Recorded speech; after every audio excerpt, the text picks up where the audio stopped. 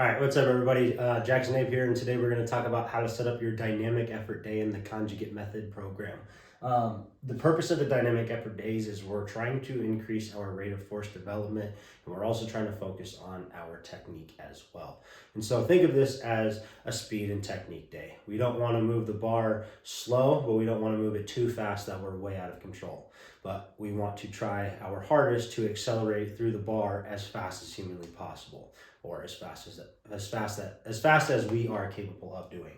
And this will look different for everybody. So dynamic effort runs in 3-week waves typically.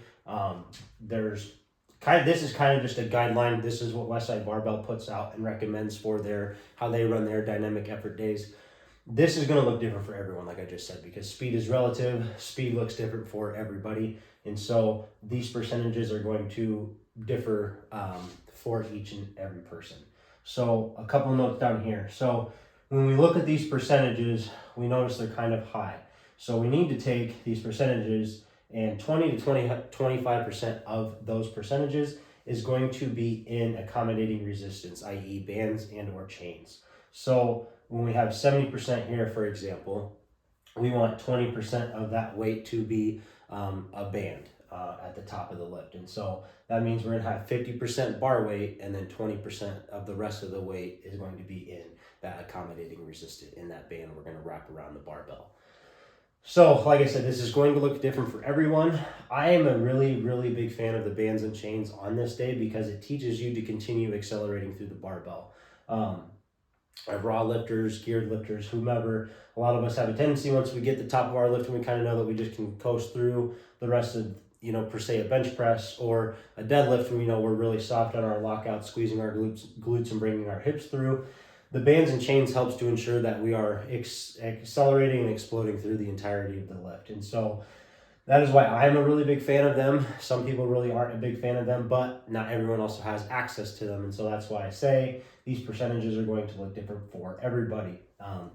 If you don't have accommodating resistance, the biggest tip that I give to everyone that I work with that doesn't have access to those is I tell them you need to start off really light, and you're trying to move the bar fast under good technique, and you need to find a weight that feels like, hey, this is heavy enough, but I can feel the force driving through the barbell.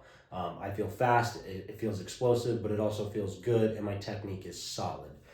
That's kind of what I recommend to everyone, even if you do have bands and chains, because at the end of the day, if these percentages are too heavy for you or they seem too light, you need to be able to make those adjustments and make those calls, because if you can't, you're not going to get the most out of your training. And so like me personally, for my dynamic effort squat days, I've been rolling with 185, and then the accommodating resistance kind of changes a little bit.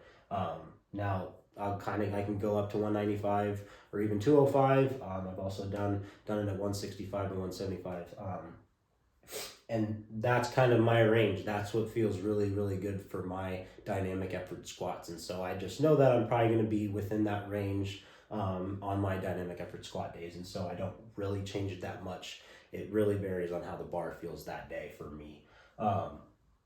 I do try to, as you can see, the percentages increase. So when I feel like my 185 is moving pretty fast, I slap a 5 or a 10 on each side. Again, slight increase, nothing crazy. I'm not just slapping on 2 plates or even 2 plates and more weight. It's just little itty bitty jumps each week, trying to move the bar with the same intent each and every week. And then you wrap around back, and you usually drop the percentages down. Some notes here. So when you run a 5x5, typically you're only going to do that with your dynamic effort squat and your dynamic effort bench. Typically, I've never seen anyone do 5x5s on deadlifts for speed days. Your other option for a lower body day would be sets of doubles, essentially. And so the squats can be ran at 3s as well. The deadlifts can be ran as 1s. I really like doing my deadlift singles on my dynamic effort day against bands. Because I like to just really focus on my setup, get really tight, and explode through my pull.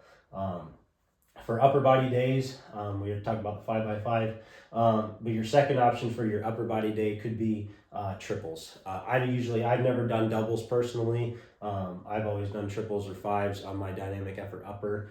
The good thing about all this is you can run this with multiple barbells for 3 weeks. And so you can do week 1 straight bar, week 2 an SSB, week 3 a Duffalo. For upper body, you could do straight bar and then a Duffalo and then a football bar. Or you could do a couple different football bars, or what have you. So dynamic effort days are pretty fun to mess with once you can kind of get into the weeds of it. But it's nothing too crazy. Like I said, we're just trying to move the bar pretty fast with really good technique. And if you can focus on those two things, you're going to get a lot out of your dynamic effort days. One other note that I do want to note is that the dynamic effort days are supposed to be tough in the aspect of we're trying to get a lot of work done in a short amount of time.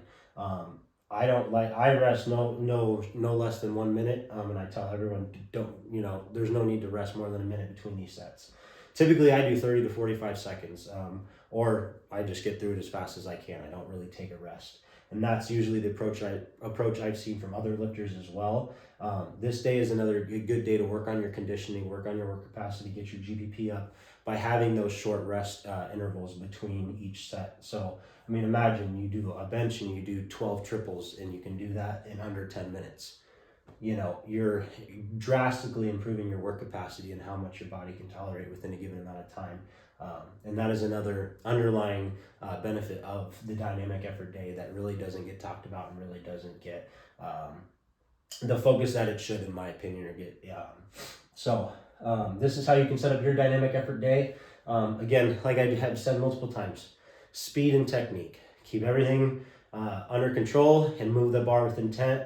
You're going to get the most out of your dynamic effort days, and you're going to see it carry over to your max effort movements in the long run. So take these days as serious, even though the weight is a little bit lighter than our max effort days. Come in with them focus, come in with intent, and work hard on this day. So if you have any questions, shoot them down below. Feel free to subscribe, share, like, comment. Thank you guys for watching. Get after it today. Be great.